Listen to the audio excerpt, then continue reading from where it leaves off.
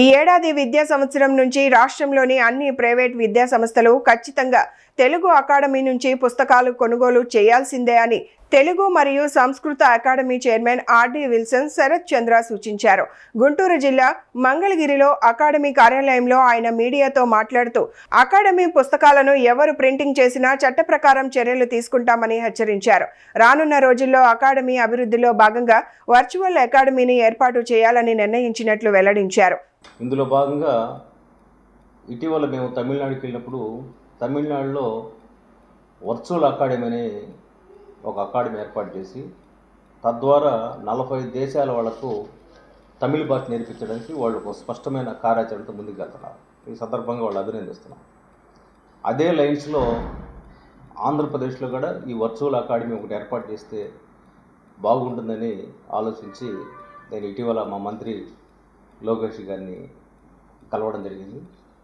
వారు ఆ విషయంలో చాలా పాజిటివ్గా స్పందించి నిజమే తమిళనాడులో భాషని ఎట్టయితే ప్రేమిస్తున్నారో అదేవిధంగా మనం కూడా భాషని ముందుకు తీసుకెళ్దాం అని ఆయన కూడా చెప్పి నేను ఒక డిపిఆర్ రెడీ చేయమన్నారు.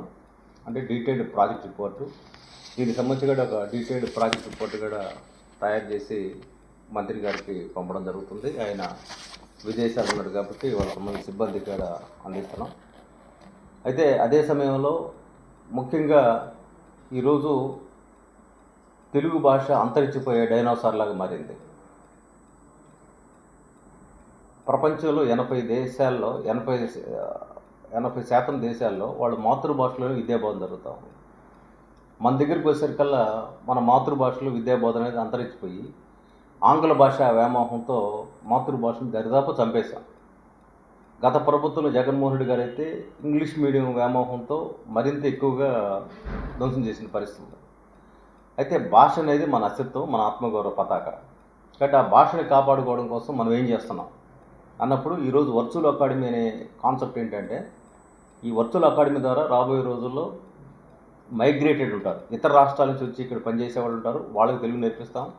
అదేవిధంగా ఇతర ప్రాంతాల వాళ్ళు ఎవరైనా ఉంటే తెలుగు రాని వాళ్ళు ఉంటే వాళ్ళకి కూడా మనం తెలుగు నేర్పిస్తాం. మన రాష్ట్రంలో కూడా తెలుగు రాని వాళ్ళు ఉంటే తెలుగు నేర్పిస్తాం.